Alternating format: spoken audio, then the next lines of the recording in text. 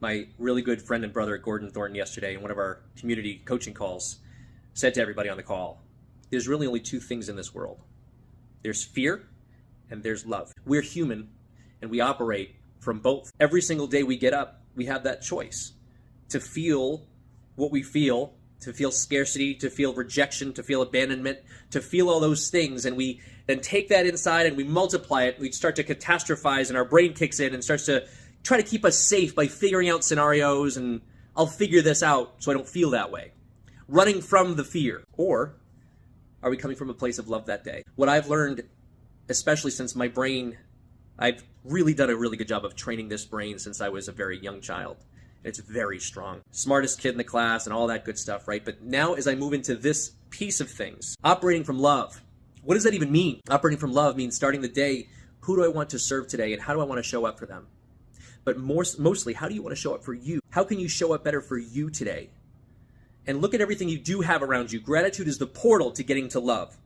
And the moment your heart opens and you start to feel that love during the day, starting with gratitude, even just, I'm so grateful for the air I'm breathing right now. If the world around you is falling, look at the small things. The air, roof over your head, maybe a pillow. And from gratitude then turns into your vibrations ultimately start to change. And because all we are is energy, that starts to attract more of the same. I know this all sounds crazy because I didn't believe in any of this shit 8 years ago.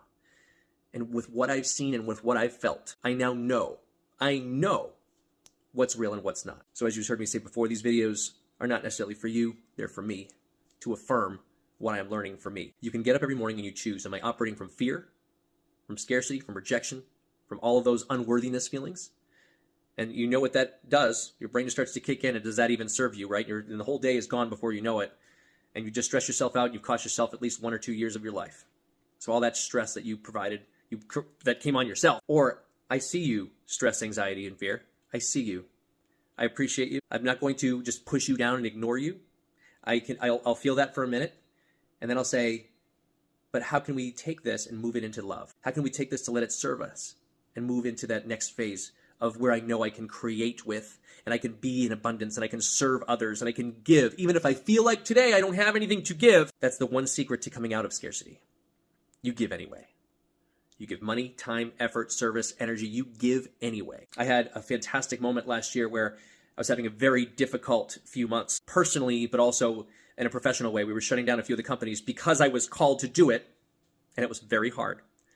And I remember thinking to myself, like, I don't know. I've never been in a position like this before where I don't know where my next, big check's going to come from, right? If we shut down our home buying team, then we don't have rehabs anymore and we have these rentals, but like I need a big chunk of cash.